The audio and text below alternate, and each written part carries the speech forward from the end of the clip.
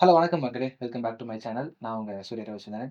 So நம்ம கூட வந்துட்டு mutual fund investor and trainer mister Muralidharan sir இருக்காரு. ஸோ அவர்கிட்ட நம்ம மியூச்சுவல் ஃபண்ட்லேருந்து எப்படி நம்ம இன்வெஸ்ட் பண்றது, நம்மளோட ஃபண்ட்ஸ் எல்லாம் எப்படி செக்யூர் பண்றது, நம்ம ஃபியூச்சர் எப்படி சேவ் பண்றதுன்ற ரிலேட்டடான கொஸ்டின்ஸ் எல்லாம் கேட்டு தெரிஞ்சுட்டு இருக்கோம். சார் நம்ம ரீசென்ட்டா நம்ம ஆர்பிஐ கவர்னர் வந்து ஒரு ஸ்டேட்மெண்ட் ஒண்ணு ரிலீஸ் பண்ணாரு. ஸோ அவரு என்ன சொன்னார்ன்னா, நம்ம எஃப்டி ஃபண்ட்ஸ் எல்லாமே டிராஸ்டிக்கா டவுன் ஆயிட்டு இருக்கு. அது மட்டும் இல்லாம, அந்த பணத்தெல்லாம் வித்ட்ரா பண்ணி மக்கள் வந்து மியூச்சுவல் ஃபண்ட்ல இன்வெஸ்ட் பண்றாங்க அப்படின்னு சொல்றாங்க. ஸோ இதனால அ என்ன மாற்றம் நடக்கும் சார்? இப்படியே போயிட்டு இருந்துச்சுன்னா, அ எஃப்டி ஃபண்ட்ஸ்லாம் ரொம்பவே டவுன் ஆயிட்டு இருந்துச்சுன்னா, நம்ம நாட்டுக்கு இதனால வீக்னஸ் எதுவும், எக்கனாமிக் கிரைசிஸ் எதுவும் வருமா? பேங்க்கு. இது பேங்க்குக்குலாம் ஏதாவது எக்கனாமிக் கிரைசிஸ் வருமா? இது எப்படி சார் நீங்க பார்க்குறீங்க? நீங்க டாட்டா பார்த்துக்கிட்டீங்கன்னா, 14ல கம்பேர் பண்ணும்போது 2024க்கு 10% அவ்வளோ டிராஸ்டிக்கா ஒண்ணும் ஃபிக்ஸட் டெபாசிட் வந்து ஒண்ணும் உழுவல. ஆனா, மியூச்சுவல் ஃபண்ட்ல நீங்க பார்த்துக்கிட்டீங்கன்னா, 2014லேருந்து 2024ல பார்த்தீங்கன்னா, 22% ரைஸ் ஆயிருக்கு. ம். அதே ஈக்விட்டி மியூச்சுவல் ஃபண்ட்ல பார்த்தீங்கன்னா, 25% ரைஸ் ஆயிருக்கு. ஆனா, ஓவரால் குரோ குரோத் பார்த்துக்கிட்டிங்கன்னா, 2014ல 3.6% இருந்தது. இப்போ 13%. ஸோ, என்ன ஓவராலா 10% ரைஸ் ஆயிருக்கு. ஓகே. ஸோ, மக்கள் வந்து இவ்ளோ கம்மியான வட்டிக்கு எதுக்கு நம்ப அதில இன்வெஸ்ட்மென்ட் பண்ணணும்? அதனால அவேர்னஸ் வந்திருக்கு எல்லாருக்கும். ஸோ, எதுல நமக்கு காமனாவே ஜெனரலா மக்கள் அவேர் பண்ணிட்டாங்க. இ அவேர் ஆயிட்டாங்க. எஸ் எஃப்டிய எதுல விட mutual fund best. Mutual fund அப்படின்னு சொல்ட்டு. ம்ஹ்ம். அதே இதுதான். அதே டாட்டா தான் நீங்க பார்த்தீங்கன்னா, 2014லேருந்து 2024 வரைக்கும் 10 இயர்ஸ்ல 2.x வரைக்கும் இருந்தது. அதே மியூச்சுவல் ஃபண்ட்ல பார்த்தீங்கன்னா 7.4 இன்கிரீஸ் ஆயிருக்கு. ஓகே. அதே ஈக்விட்டி மியூச்சுவல் ஃபண்ட்ல 10x. ஓகே. ஸோ ஃபிக்ஸட் டெபாசிட்லேருந்து இங்க பார்த்தீங்கன்னா 8x குரோத். ஓகே. ஸோ ரொம்ப ஃபாஸ்ட்டா குரோத் ஆகுதுன்னு சொல்லிட்டு, அவரு ஒரு ஸ்டேட்மெண்ட் ஆஸ் ஏ ஆர்பிஐயா அவரோட ரெஸ்பான்சிபிலிட்டி ம். இருக்கிறனால, அவரு நல்லது கெட்டதெல்லாம் பார்க்கணும் பேங்க்குக்கு. இந்த இதனால அவரோட ரெஸ்பான்சிபிலிட்டி இருக்கிறதுனால, அவரு அந்த ஸ்டேட்மெண்ட் விட்டுருக்காரு. ஓகே. ஆனா, இதனால ஒண்ணும் பாதிப்பு கிடையாது. ம்ஹ்ஹ்ம். ஸோ மக்களுக்கு ஒரு அவேர்னஸ் வந்துச்சு. இப்ப எனக்கு 6% வட்டி அதில வருது. எனக்கு இதில 12% வருது மியூச்சுவல் ஃபண்ட்லன்னா, நான் எதுக்கு அதில போவேன்? ஓகே. நான் அதில போறதுக்கு எனக்கு தேவையில்லல்ல. ஆனா, நீங்க ஃபிக்ஸட் டெபாசிட்ஸ் யார் யார் போடணும்னா, இப்ப நான் அல்ட்ரா ரிச் இருக்கேன். எனக்கு இந்த இன்ஃப்ளேஷனோட எனக்கு இந்த இது ம். போதும்ங்கிறவங்களுக்கு இது சூட்டபிள். ஓகே. இன்னொன்னு ரிட்டயர்மென்ட் ஆயிட்டாங்க, சீனியர் சிட்டிசன்ஸ் இருக்காங்க. அவங்களுக்கு இந்த எஃப்டிஸ் எல்லாம் சூட்டபிள். ம். இந்த இதெல்லாம். பட் மியூச்சுவல் ஃபண்ட்ல வந்து அவ்ளோ டிராஸ்டிக்கா ஒண்ணும் இல்ல. இப்போ லாஸ்ட் இயர் பார்த்தீங்கன்னா, 18 லேக்ஸ் கரோர் ஃபிக்ஸ்ட் டெபாசிட் ஆயிருக்கு. ஆனா, மியூச்சுவல் ஃபண்ட்ல நீங்க பார்த்தீங்கன்னா, ஒன்லி வந்து ஜஸ்ட் ஒரு 3 லேக்ஸ் கரோர் தான். ஓகே. ஸோ, அவரு சொல்ற மாரி அவ்வளோ பயப்படுறதுக்கு ஒண்ணும் இது இல்ல இப்போதைக்கு. ம். ஆனா, இன் ஃபியூச்சர்ல எல்லாம் ஈக்விட்டில எல்லாம் மாறிட்டு இருக்காங்க.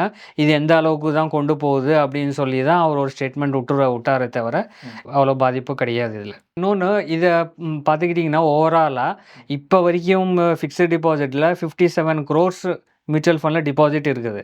ஆனா, மியூச்சுவல் ஃபண்ட்ல வந்து இப்போ வரைக்கும் இப்ப தான் மக்கள் அவேர்னஸ் பண்ணிக்கிட்டே வந்துட்டுருக்காங்க.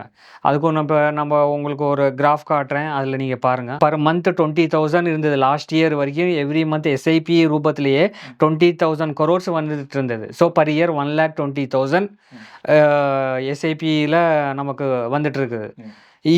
இப்ப ரீசென்ட்டா ஜூலைல நீங்க பார்த்தீங்கன்னா 23,000 ஆயிடுச்சு அது. ம். ம். ஸோ அந்த பேஸ வச்சு தான் ஒரு ஆர்பிஐ ஸ்டேட்மெண்ட்ல இந்த இத ரிலீஸ் பண்ணியிருக்காரு அவரு. Okay sir. ஸோ இதனால உங்களுக்கு என்ன தெரியுது? ஸோ டே பை டே வந்து மக்கள் அவேர்னஸ் புரியுது. ஸோ அவங்க நாலேட்ஜ் கெயின் பண்ணிக்கிறாங்க.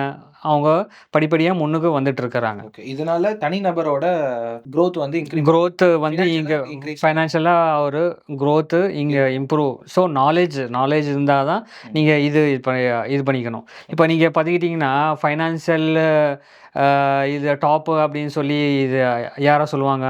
பொதுவா வேர்ல்டுல வாரன் பஃபெட்ட சொல்லுவாங்க. சொல்லுவாங்க. வாரன் பஃபெட் வந்து அவரு கூட படிப்படியா தான் வந்தாரு. அவரு 13 வயசுலேருந்து இன்வெஸ்ட்மென்ட் பண்ணிட்டு வந்தாரு. ம். ஸோ, இப்ப அவரு லட்சம் கோடி கணக்குல இருக்கிறாரு அவரு. இந்த வாரன் பஃபெட் இந்தியாவோட ஹிஸ்டரிய வச்சு தான் இது பண்ணிட்டு போயிட்டே தான் இருக்காங்க. இப்போ இன்னொன்னு பார்த்தீங்கன்னா, திருவண்ணாமலை பாருங்க, வேற எங்க கோயில்ல பாருங்க, ஃபாரினர்ஸ் ஏன் இங்க வராங்க? ம். நம்ம ட்ரெடிஷனலுக்கு எதுக்கு மாறுறாங்க? இங்க எல்லாம் இங்கேருந்து பண்றது தான் அங்க இம்ப்ளிமெண்ட் பண்ணிட்டு போயிட்டு இருக்காங்க. ஓகே. ஸோ, இப்ப அதே வாரன் பஃபெட் நீங்க ஆப்கானிஸ்தான்லயோ, இல்ல பாகிஸ்தான்லயோ இருந்தா அவரு இந்த மாரி பண்ண முடியுமா? சான்ஸ் கோடீஸ்வரன் ஆக முடியுமா? சான்ஸ் கம்மி தான். கம்மி இல்ல. முடியவே முடியாது. ஓகே. ஏன்னா குரோத். ம். ஸோ, பாகிஸ்தான்ல குரோத் அவ்வளோ இல்ல. ம். ம். ஆப்கானிஸ்தான்ல இல்ல. ம். ஸோ, யுஎஸ்ல குரோத்திங் இருக்கிறனால அவரு இந்த இதுல வந்தாரு. ஓகே. ஸோ, நம்ம இந்தியா 2000 நான் அடிச்சு சொல்றேன் 2030க்குள்ள India is a super top பொசிஷன்ல நம்ம போவோம். அப்படியா? ஸோ, அவரோட ஃபார்முலா வச்சு தான் நம்ம இதுல இன்வெஸ்ட்மென்ட் பண்ணிட்டு இருக்கிறோம். இந்த மியூச்சுவல் ஃபண்ட்ல. Okay sir. சரி சார். இப்ப எல்லா மக்களுக்குமே இந்த மாரி அவேர் ஆயி மியூச்சுவல் ஃபண்ட்ல இன்வெஸ்ட் பண்றதுனால, இன் 2030லயோ இல்ல சம்வேர் இன் 2035 2040ல நம்ம இந்தியாவோட குரோத் எப்படி சார் இருக்கும்? இப்ப எஃப்டியோட இதெல்லாம் குறைஞ்சிருச்சு. இப்ப இந்தியாவோட ஜிடிபி பார்த்துக்கிட்டீங்கன்னா, நம்ம எங்கேருந்து ஜிடிபி நம்பர் 11ல இருந்தது. ம். ஜிடிபி குரோத் இப்ப நம்ம எந்த பிளேஸ்ல இருக்கோம் வேர்ல்டு இதுல 5த் பிளேஸ்ல இருக்கோம் நம்ம. ஆமா. ஸோ, இதுலேருந்து நமக்கு தெரியுதுல்ல. ஆமா. ஸோ, இன் ஃபியூச்சர் நம்ம எங்க மியூச்சுவல் ஃபண்ட் இன்வெஸ்ட்மென்ட் இது மாரி ஒரு காரணம்னு சொல்றீங்களா?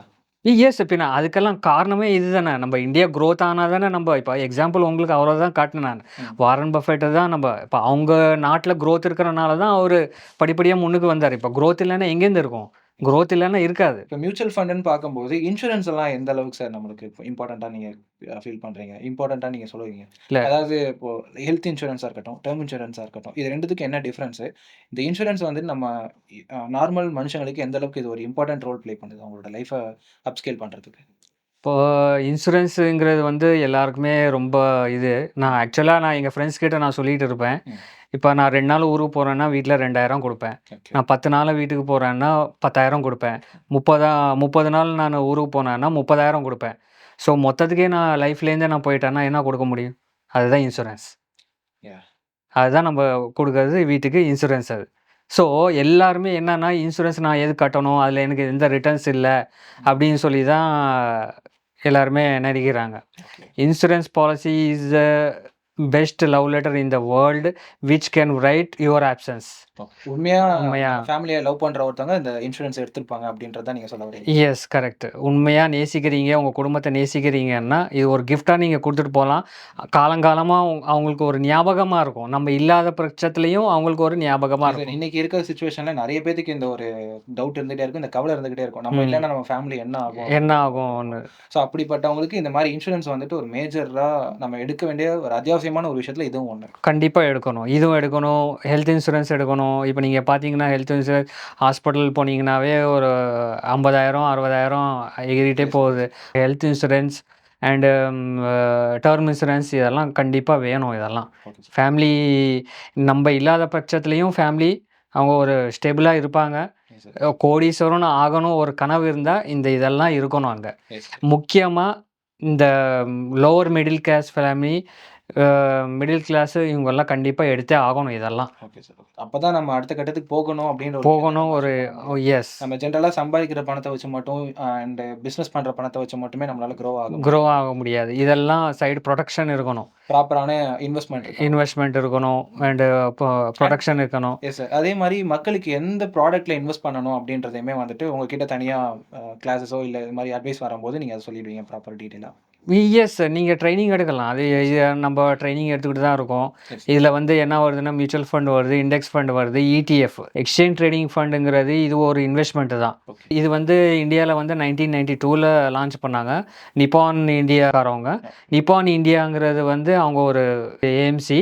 அவங்க தான் ஃபர்ஸ்ட்டு ஸ்டார்ட் பண்ணாங்க. நீங்க அதே அமெரிக்கால எடுத்துக்கிட்டீங்கன்னா, இது 5000 ETFs இருக்குது. ஸோ நம்ம இந்தியால இப்போதைக்கு வந்து 488 ETFs இருக்குது.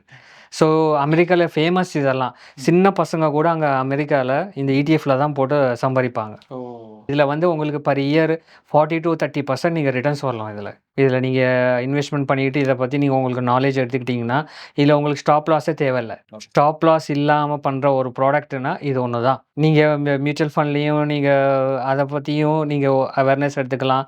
இதில கொஞ்சம் இது பண்ணிக்கலாம். இப்ப இருக்கிற கோடீஸ்வரவங்க எல்லாமே அவங்க பிசினஸ விட்டுட்டு எல்லாம் ETFல தான் வந்திருக்காங்க. முக்காவாசி ETFல போட்டு தான் லைஃப என்ஜாய் பண்ணிட்டு போயிட்டே இருக்காங்க. ETFங்கிறது சூப்பர் இன்ஸ்ட்ருமென்ட். இதுலயும் நீங்க யுட்டிலைஸ் பண்ணிக்கிட்டீங்கன்னா ரொம்ப நல்லாருக்கும் இது. ஸோ இந்த கிளாஸ்ல வந்து நீங்க இதெல்லாம் நம்ம லைஃப்ல வந்து என்னென்ன இது பேசிக் நீட்ஸ் என்னென்ன வேணும் நமக்கு, ஃபைனான்ஷியல் அட்வைசர்ட்டே நீங்க போக தேவையில்ல. ஓ! இன்னொன்னு பசங்களுக்கு கூட நீங்க இப்பத்துலேருந்து ஆக்சுவலி ஸ்கூலு, காலேஜ்ல ஃபைனான்ஸ்ன்னு ஒரு சப்ஜெக்ட் வச்சா நல்லாருக்கும் கவர்மெண்ட். எஸ். அப்பத்துலேருந்து ஒரு அட்வைஸு அவங்களுக்கு கிடைக்கும். அதனால அவங்களுக்கு ரொம்ப ஒரு அங்கத்துலேருந்து குரோத்திங்கிறது நல்லா இருக்கும். ம். கவர்மெண்ட் வச்ச இது என்னோட சஜஷன் இது. S, S. ஸோ, நீங்க பசங்களுக்கு இப்பத்துலேருந்தே நீங்க இது பண்ணி குடுத்துட்டீங்கன்னா, ஒரு நல்லா இது இருக்கும். நீங்க ஒரு உங்க பசங்கள சின்ன பிள்ளையிலேருந்து கல்யாணம் ஆகுற வரைக்கும் அவங்கள வளர்க்கணும்னா ரூ. 70,00,000 வேணும். தெரியுமா அது உங்களுக்கு? மேபி கல்யாணம் முடியிற வரைக்கும் ரூ. 70,00,000 வேணும். ஒரு பசங்கள வளர்க்கணும்னா. பேசிக் நீட கவர் பண்றதுக்கு எவ்வளோ அமௌண்ட் தேவைப்படுது? எஸ். யாராச்சும் கால்குலேஷன் பண்ணியிருக்கீங்களா? இன்ன வரைக்கும் நீங்க இப்ப வரைக்கும் நீங்க எத்தன வீடியோஸ் பார்த்திருப்பீங்க? இந்த கால்குலேஷன் நீங்க பார்த்தீங்களா? நெறைய ஃபேமிலில வந்துட்டு எப்படி ஐ மீன் பிலோ மிடில் கிளாஸ் ஃபேமிலிலாம் வந்துட்டு அவ்ளோ அமௌண்ட் செலவு பண்ணி அவங்க இப்ப இருக்கிற இன்ஃப்ளமேஷன் ரேட்ட வச்சு தான் மினிமம் நீங்க கல்யாணம் பண்ணணும்னா எவ்வளோ ஆகும்? இப்ப நீங்க ஒரு கல்யாணம் பண்ணணும்னா? மேக்ஸிமம் ஒரு 10 லேக்ஸ். ஆ பின்ன அங்கேயே ஆயிடுச்சு உங்களுக்கு 10. இப்ப நீங்க டெலிவரி ஆவுது. டெலிவரி ஆனதுலேருந்து அவங்களுக்கு ஸ்கூலு, காலேஜு, நீங்க இன்ஜினியரிங் படிக்கணும்னா எவ்வளோ ஆகும்? மெடிக்கல் எக்ஸ்பென்ஸ் இது எல்லாமே சேர்த்து கூட எல்லாமே சேர்த்து இன்ஜினியரிங் படிக்கணும்னா எவ்வளோ ஆகும்? மேக்ஸிமம் 4 லேக்ஸ் 4 to 5 லேக்ஸ் ஆகும். 10 லேக்ஸ் ஆகும். அது 10 depends lakhs. Upon the college நம்ம சூஸ் பண்ணலாம். எஸ். ஓகே. ம். 10 லேக்ஸ் ஆகுது. இப்ப அவங்க படிச்சதுலேருந்து இதெல்லாம் நீங்க கால்குலேட் பண்ணீங்கன்னா, ம். இப்ப இருக்கிற ரேட்டுக்கு 70 லேக்ஸ் ஒரு ஒரு ஒரு பசங்கள வளர்க்கணும்னா. இந்த இது வியூல நீங்க இந்த மாரி திங்க் பண்ணணும். அதுதான் நம்ம ட்ரெய்னிங்ல நம்ம அதுதான் குடுப்போம். எப்படி நம்ம திங்க் பண்ணணும். இன்னொன்னு நீங்க இன் ஃபியூச்சர்ல இப்ப வந்து இன்ஜினியரிங்கோ, இதுவோ இதெல்லாம் போயிட்டு இருக்குது. இன் ஃபியூச்சர் வந்து சிஎஃப்ஏ தான் வரப்போகுது. சிஎஃப்ஏ என்ன சார்? சிஎஃப்ஏங்கிறது வந்து சார்ட்டர்ட் ஃபைனான்சியல் அனலிஸ்ட். ஓகே. இப்ப இருக்கிற ட்ரெண்ட் இப்ப அதிகமா போயிட்டு இருக்கிறது இதுதான். இது மக்களுக்கு யாருக்கும் அதிகமா அவேர்னஸ் இல்ல. Yes sir. ஸோ சிஎஃப்ஏங்கிறது சார்ட்டர்ட் அக்கவுண்டன்ட்ன்னு எப்படி சொல்றாங்க? சிஏங்கிறது. ம். சிஏ பண்ணவங்க கூட இப்ப சிஎஃப்ஏ தான் பண்றாங்க. ஃபண்ட் மேனேஜர் ரன் பண்றாங்கன்னு சொன்னீங்கல்ல, ம். அந்த ஃபண்ட் மேனேஜர் ரன் பண்ணவங்க தான் இந்த சிஎஃப்ஏ. ஓகே. ஓகே. புரியுதுங்களா? இப்ப அந்த சிஎஃப்ஏல ஒரு ஃபண்ட் நான் இப்ப மியூச்சுவல் ஃபண்ட்ல ஹெச்டிஎஃப்சி மியூச்சுவல் ஃபண்ட் இருக்கு, நிப்பான் இந்தியா மியூச்சுவல் ஃபண்ட் இருக்கு, எஸ்பிஐ மியூச்சுவல் ஃபண்ட் இருக்கு, கோட்டாக் மியூச்சுவல் ஃபண்ட் இருக்குது. இந்தந்த ஃபண்டுல சிஎஃப்ஏ பண்ணவங்க ஃபண்ட் மேனேஜர் சேலரி எவ்வளோ தெரியுமா உங்களுக்கு?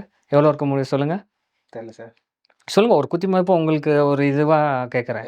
மேக்ஸிமம் 1 லேக் என்னது பெர் இயர் நான் கேட்கிறேன். பெர் இயர் ம். ஒரு 10 lakhs per annum. 10 to 15 lakhs per annum. Okay. But Kotak Mahindra fund மேனேஜருக்கு எவ்வளோ தெரியுமா? 14 crores. 14 crores. 14 crores. ஓ. எஸ்பிஐ மியூச்சுவல் ஃபண்ட் அந்த இதுல இருக்கிறவங்களுக்கு 2.5 crore. ஓ. ஐசிஐசிஐ மியூச்சுவல் ஃபண்ட்ல இருக்கிற ஃபண்ட் மேனேஜருக்கு வந்து அவருக்கு 8.5 crores. Huge number sir. அதான் பின்ன. ஸோ இன் ஃபியூச்சர் உங்க பசங்களுக்கு இந்த மாரி ட்ரெய்னிங் குடுக்கணும். ம். வீட்டுக்கு ஒரு சிஎஃப்ஏ இருந்தா உங்கள தட்டி எழுப்புவான்.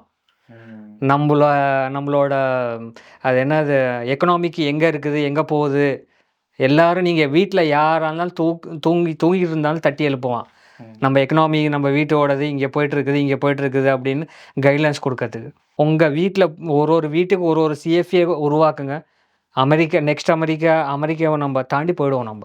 ஸோ இப்ப இருக்கிற நான் என்ன சொல்றேன்னா, இப்ப இருக்கிற யூத்துக்கு சிஎஃப்ஏ பக்கம் போங்க. இன் ஃபியூச்சர் அதுதான் உங்களுக்கு. ஏன்னா சிஎஃப்ஏ யாரும் இல்ல.